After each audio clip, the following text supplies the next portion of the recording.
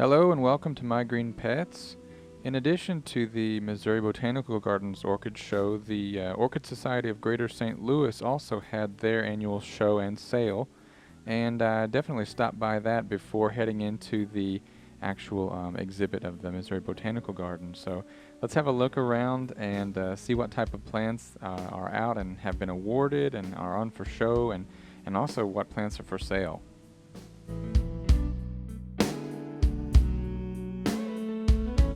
Here we see some American Orchid Society judges looking over some plants. There was a pretty wide variety of plants represented here at this show. I'm somewhat partial to the slipper orchids, so let's have a look around and see what plants, what beautiful flowers caught my eye. Of course, there were a lot of the kind of complicated, what are they called, complex hybrids, Paphiopedilums represented. And I think this is the first time I had ever seen a long-petaled Phragmipedium, so that's pretty exciting because I've got a grande at home that's never bloomed, and I'm looking forward to seeing the long petals on that when it blooms. This was a new complex multifloral that I hadn't seen before, Baby Angel. You can see the Sanderrhynchos influence in there, and if you've seen my previous videos, you'll see the shape of the Michael Kopovits in there as well from that Sanderrhynchos. The name of this plant is just wonderful, Cape Sunset, and I'm not typically into Phragmipediums, but this one really caught my eye. This was a very tall Phragmipedium. They are so big. Generally I don't like Phrags because they're more plant than they are flower, but this one really just caught my eye. Isn't it gorgeous? And look here at the stem on this Paphiopedilum Emma Decker. This has got the strong Malipoense influence, and I kind of got my nose up close to it because I had heard that the Malipoense can sometimes have a raspberry fragrance, but I didn't smell anything on this one. Paph venustum is always kind of a eye catcher with that veiny pouch on it. This schlimii is a teeny tiny little Phragmipedium. It's about the size of your thumb. But it is very cute. Talk about eye-catching. This is a big Kovachii hybrid that I don't even know what color. What color is that? Coral? Pink? It just screams, look at me.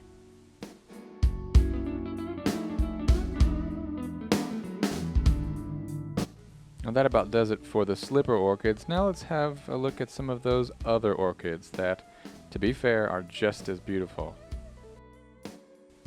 There were several of these Stenorrhynchos speciosum orchids at the show, and they really remind me of a salvia that you would have in your garden in the summer. I love this species. For me, it is the quintessential Phalaenopsis. I will have one of these someday. Here's another one for the wish list. I'm going to toss that Maxillariella tenuifolia for the sanguinea because this one smells awesome.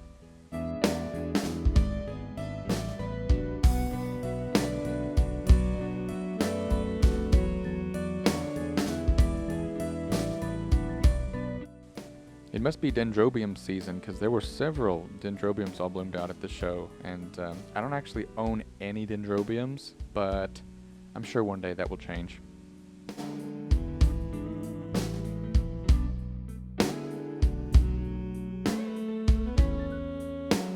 This Cymbidium was awarded Best in Class, and it certainly does have some type of light illuminating from the insides.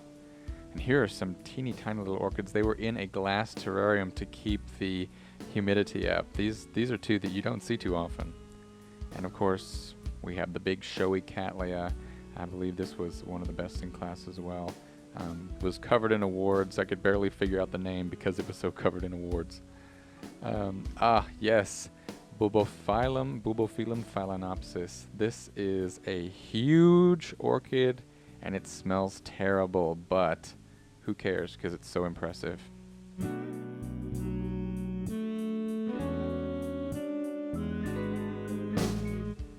In the vendor area, Nat's orchids really kind of just impressed me. They just had such a wide selection of plants. They all looked great.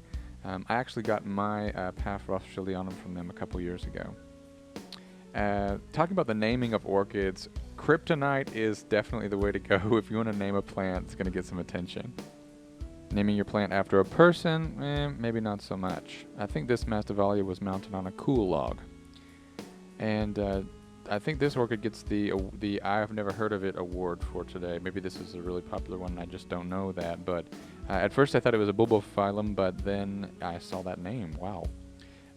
Also, I think the next orchid that I'm going to be picking up will probably be one of these Miltoniopsis. They just have such spectacular flowers. Okay, everyone, repeat after me. Lisuda muloa. Or we could just call it red jewel.